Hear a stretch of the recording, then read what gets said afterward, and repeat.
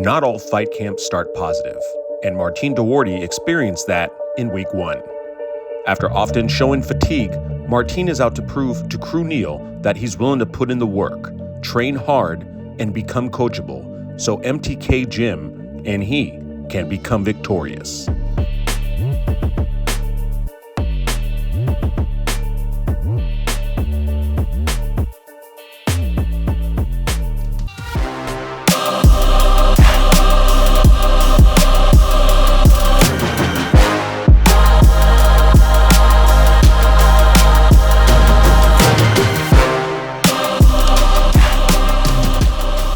Last week, I was very upset, very disappointed with him. I was like, this is not like him to be gassing out this quickly. After training, I discovered that he's just been getting over something. So he was kind of under the weather.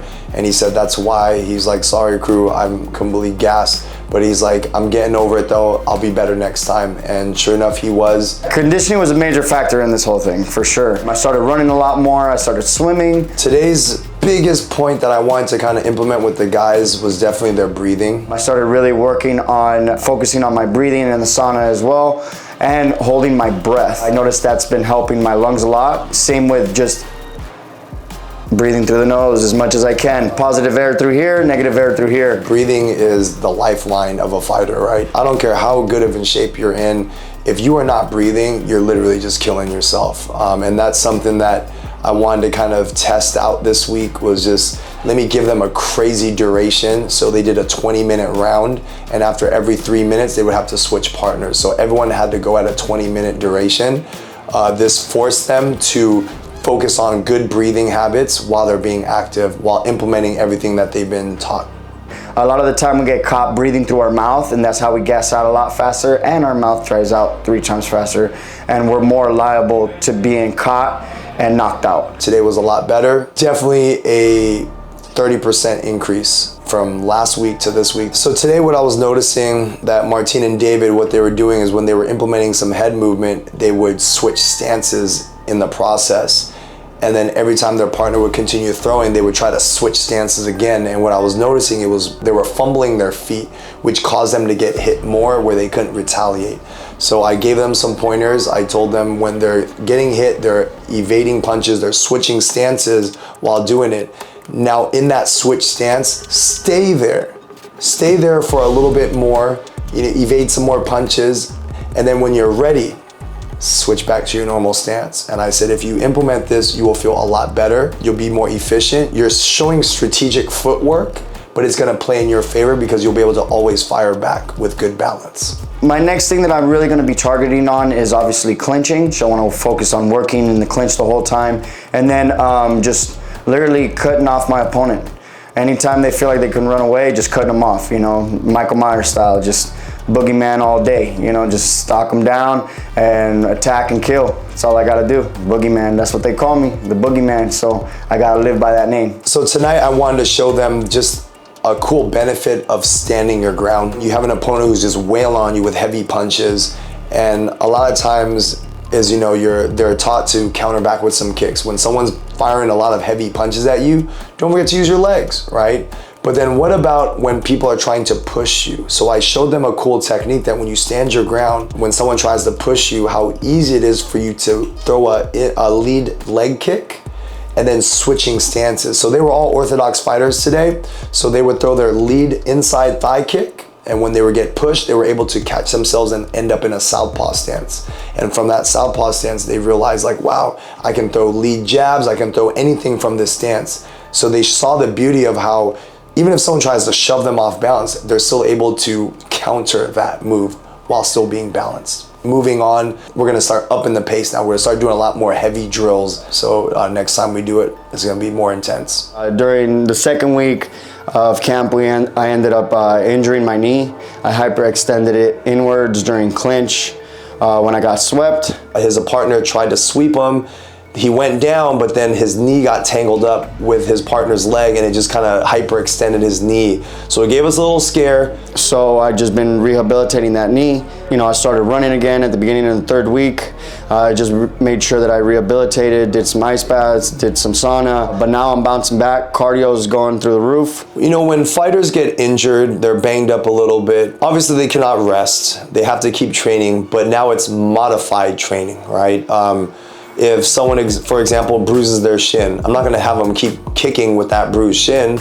They'll do knee strikes instead. They'll do, you know, push kicks. You know, there's other methods that we can still utilize that side and still get good work in without limiting their progress and their stamina that's being built. For today, I wanted to make sure nobody's attacking his knee, nobody's sweeping him out again. I gotta make sure it heals 100%. So we're still working on all the strategies and the concepts that we're working on, but we're just protecting our fighters so they don't get more injured, they can heal up, and because we're 2 weeks out, they'll be ready. This camp, not only is the cardio is what I'm pushing for, but also I'm going smaller this time. I have to weigh in at 143. My goal is definitely 140, just to make sure that I'm at a safe weight. And so when I weigh in, I'm good.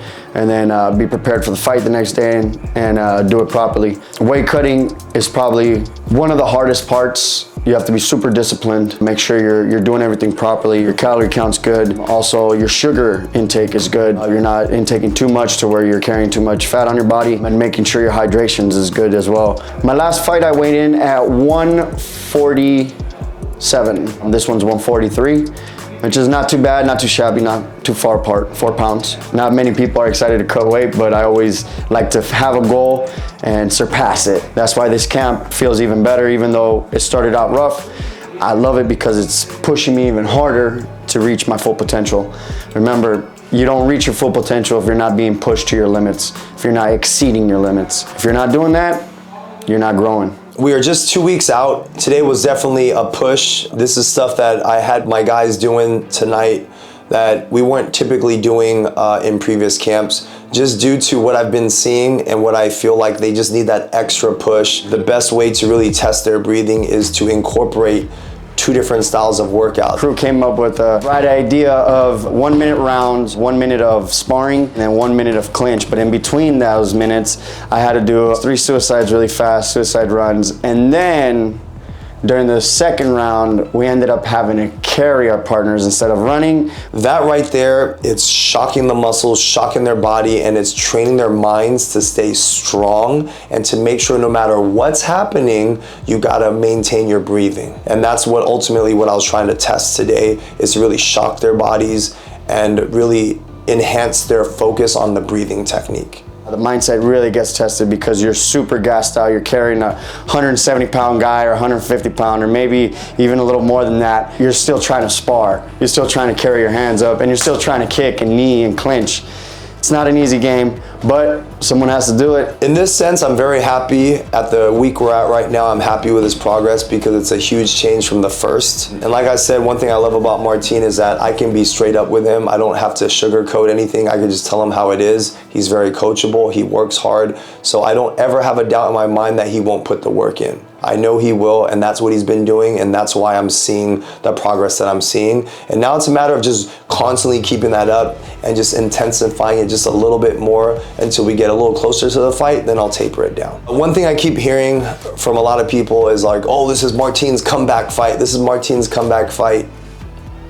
I disagree. There's an old song, classic hip hop song by LL Cool J. It's called Mama Said Knock You Out. And in the opening lines, I love it because he says, don't call it a comeback. I've been here for years. And basically that's the mindset that I have for Martin. This is not a comeback fight for him. He's just been constantly improving and working on elements of his game. I'm just excited to see him fight. I don't want to hurt my partner. Well, you're not trying to hurt your partner, right? You're just trying to train your muscles to react the way you want to react when the fight is on, right? We've got to train our minds that way. And if we practice that way, we will perform that way. David, one thing I shared with Martin before we even started, that was something that me and Kru kind of clashed on a little bit when I was older, because now I possess the knockout power in my kicks. I could actually stop people with my leg kicks now. And what would happen is when he would bring in like sparring partners, some partners I was a lot better than, and he would complain to my mom. He would complain like, Mom, why is he doing that? I wasn't hurting them. I was just doing my thing. I was lightly touching them. I was sweeping them to the floor. I was throwing them. He's like, why is he doing that? My mom's like, he's sparring like how you want him to fight. Yeah. And the moment she said that, he was like, you're right.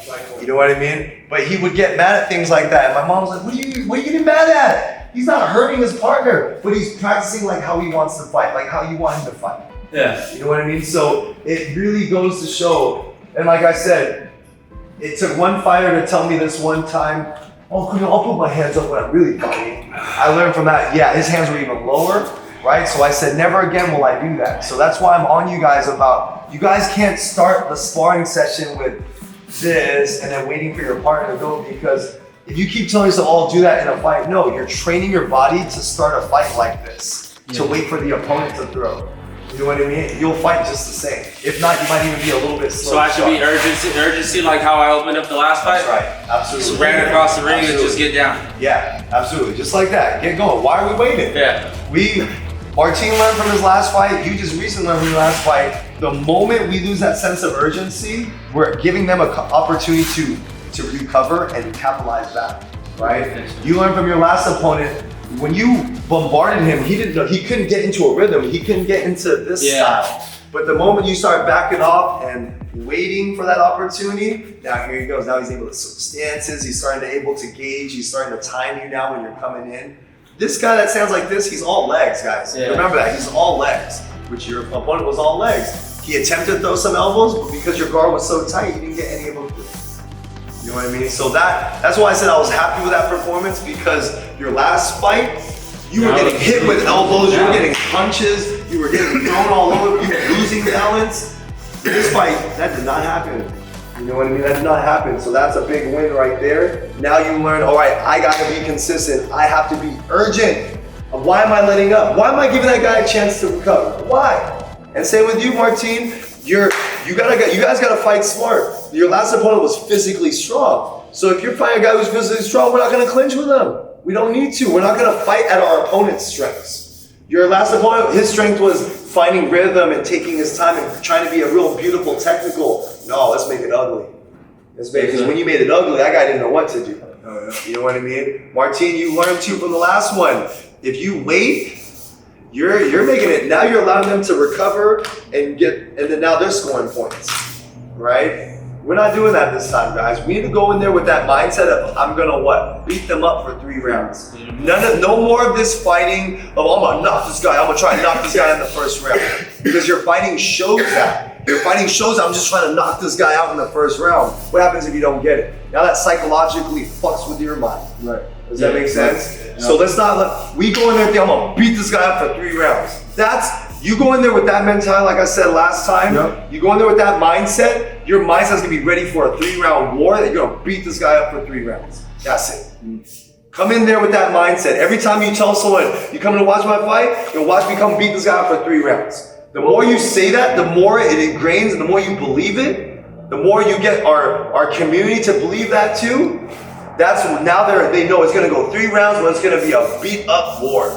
You know what I mean? Have that in your mind. No more of this. I don't care if you guys turn and become professionals. We're always going there to beat them up for however the scheduled fight is for. We're gonna beat them up. 3 to 5 rounds, we're going there to beat them up for that duration. Okay? You do that, it's a different story. Hence, when I go back to my fights, right, and I tell people, I was known for my leg kicks, right? I was known for not knocking people out. I was known for making people give up. I never went into the fight. If you really recall how I talk about my fights, I never once told you guys, I went there saying, I'm gonna make this guy, I'm gonna knock him out in the first round. I'm gonna make him give up in the second round. I never thought that. I just said, I'm gonna make him regret signing that contract to fight me. If you recall that, yeah, I did. This is the mindset that I had. I never went in there thinking I'm gonna knock him out in this X amount of round. I'm gonna go in there and make him regret that he's gonna sign that contract to fight me. I'm gonna beat his legs up. That's what I'm gonna hurt his legs. That's all I thought about. So my fighting took care of that because I had that philosophy. I'm gonna beat his legs up. You know what I mean? And sure enough, it ended up happening first round, second round, or third round tops. Third round tops was all they could go because I'm just beating both legs up as best as I could. You know what I mean? And then that's why every time they stopped it, I was always like, oh shoot! Because I didn't go in there thinking I was gonna knock him out in X amount of rounds. I was going there to beat this guy's legs up. And that's still considered a TKO, right? Technical knockout? That's a technical knockout. When someone gives up and says, I don't wanna fight no more, that's a TKO. If someone quits in the corner, like some of my opponents did, that's a TKO. That made me happy because they verbally, a well in shape professional athlete said, I don't wanna fight Neil anymore. That was a huge win for me. You know what I mean? So that's why I want you guys to understand that mindset. I'm going in there to beat this guy for 3 rounds. That's all you should be thinking. Okay, no more of this knockout talk. I'm gonna beat this guy up for 3 rounds. 3 to 5 rounds, I'm beating this guy up for. I promise you, your mindset will be much different. You will fight better, you'll be more urgent because you just wanna beat this guy up. Okay, every hit you throw has bad intentions behind it.